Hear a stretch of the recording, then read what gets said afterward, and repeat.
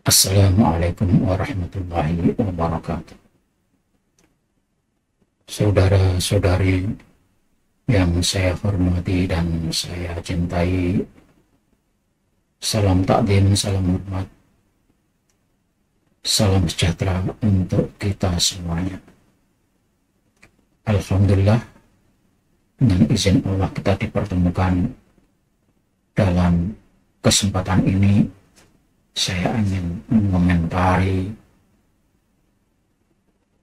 dialog atau podcast oleh Ketua MUI DKI Jakarta, Yai Faiz Syukron Makmun, yang dipandu oleh host bernama Eva Yunizar.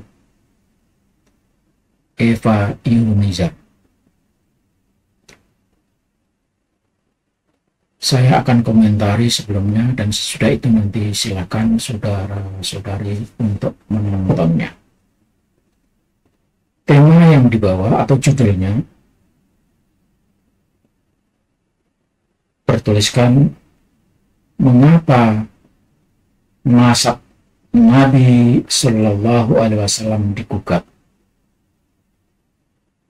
Kalau saudara perhatikan, tema ini adalah tema jebakan.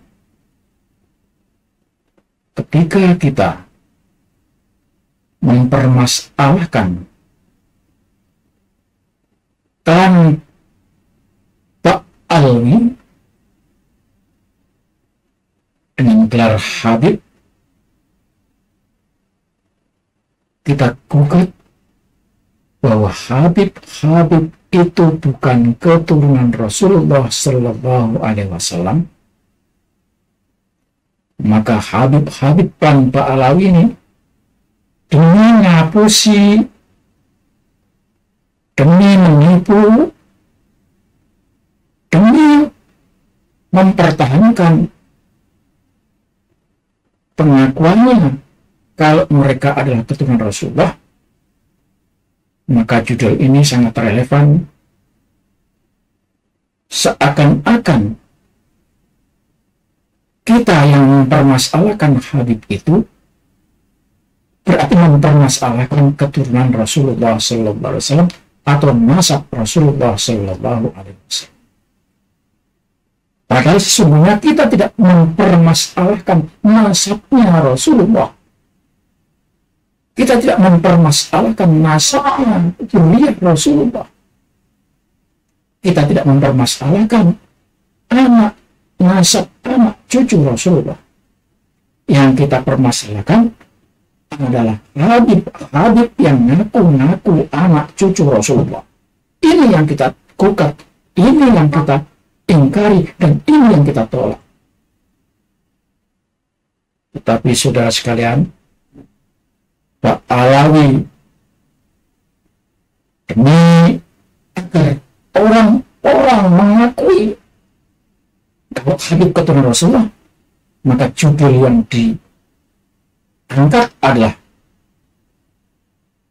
kita umat Islam Indonesia menggugat nasab Rasulullah Sallallahu Alaihi Wasallam. Artinya mereka menarik-narik, berarti orang yang tidak percaya Habib keturunan Rasulullah, yang tidak percaya kalau Habib anak cucu Rasulullah, dianggap tidak mempercayai kalau zuriyah Rasulullah Sallallahu Alaihi Wasallam itu ada di Indonesia. Inilah jebakannya. Dan Kiai Faiz, putranya Kiai Syukron Makmun ini, tersesat dalam jebakan Pak Alawi,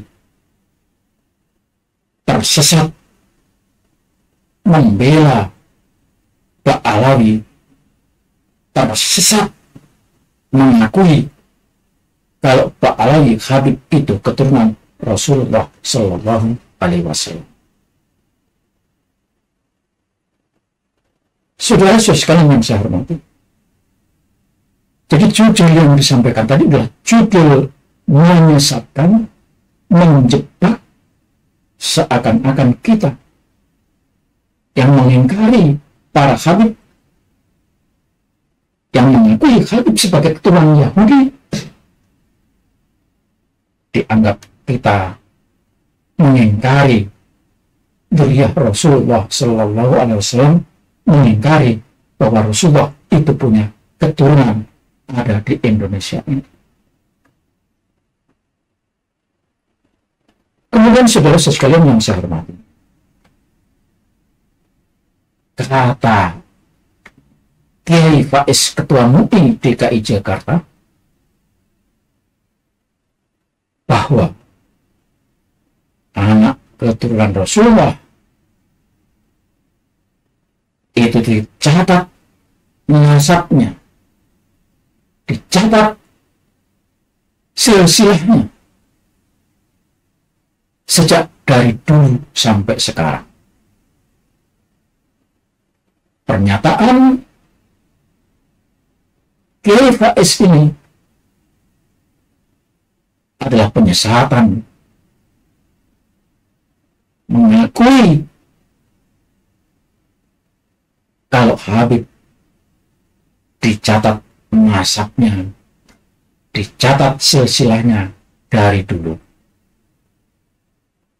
Berarti di sini Kiai Faiz tersesat karena hanya mendengar bahwa Habib itu dicatat nasabnya, tetapi mereka tidak bisa membuktikan sejak kapan nasab itu dicatat, atas dasar apa nasab mereka dicatat, kalau selama 600 tahun itu tidak pernah ada catatannya. Di sini Kiai Faiz tersesat dan menyesatkan umat Islam,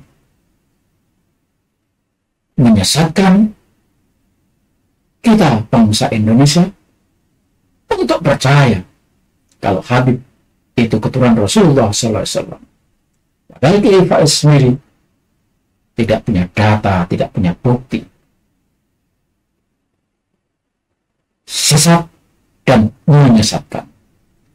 Kemudian yang ketiga, ini adalah lebih sesat lagi, karena pengakuan Kiai Faiz kalau Habib itu keturunan Rasulullah hanya didasarkan pada ucapan ulama kiai terdahulu, di mana ucapan ulama dan kiai terdahulu itu tidak ada data, tidak ada bukti. Lalu saudara-saudara juga mungkin akan mengatakan, kalau begitu kiai dulu itu salah dong. Oh, kita tidak menyalahkan, karena zaman dulu kiai hanya percaya, ulama hanya percaya apa yang dikatakan oleh Habib. Kepercayaan itu disalahgunakan, diteruskan, dan sampai sekarang Habib itu mengaku sebagai keturunan Rasulullah. Ulama dulu tidak salah karena tidak punya data, tidak punya bukti. Dan sekarang ketika data itu ada, maka harus diralat, harus diubah, dan harus dibatalkan.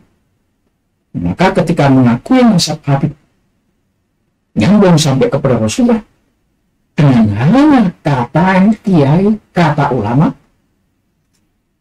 maka yang menyatakan itu adalah sesat dan menyesatkan ketika bukti, fakta, data sudah tersajikan. Mari kita ikuti sedikit apa yang disampaikan oleh Kiai Faiz. Selama 30 menit ke depan, insya Allah kita akan membahas tema mengapa nasab Nabi Shallallahu Alaihi Wasallam digugat. Nah, untuk membahasnya sudah hadir bersama saya di studio ada gurunda kita semua, Kiai Haji Muhammad Faiz. Assalamualaikum Kiai. Waalaikumsalam warahmatullahi wabarakatuh. Apa kabar Kiai? Alhamdulillah baik, sehat. Alhamdulillahirobbilalamin. Nah, pemirsa, bagi Anda yang juga memiliki pertanyaan, silahkan Anda bisa kirimkan pertanyaan Anda baik berupa pesan teks maupun dalam bentuk video melalui nomor WhatsApp yang tertera di layar kaca. Anda juga berkesempatan untuk bertanya langsung kepada Kiai melalui sambungan Zoom yang nanti secara teknis akan ditentukan oleh tim Gapai Kemuliaan. Baiklah, tadi topik kita adalah soal keabsahan zuriyah. Nah, ini belakangan menjadi perbincangan publik. Ada kontroversi soal keabsahan zuriyah atau keturunan Nabi Muhammad SAW di tanah air. Ada kemudian yang menggugat bahwa keturunan atau zuriyah yang ada di tanah air ini terputus nasabnya. Kiai. Nah, sebenarnya ada apa? Apa masalah sebetulnya dengan zuriyah yang ada di Indonesia ini, Kiai? Jadi kalau kita membahas tentang zuriyah Nabi, itu yang pertama harus kita yakini dulu Mbak Eva ya, bahwa zuriyah Rasulullah Shallallahu Alaihi Wasallam itu memiliki kedudukan yang istimewa di hati setiap orang yang beriman. Rasulullah Shallallahu Alaihi Wasallam juga berwasiat, berpesan kepada kita semua untuk menjaga keluarga Rasulullah.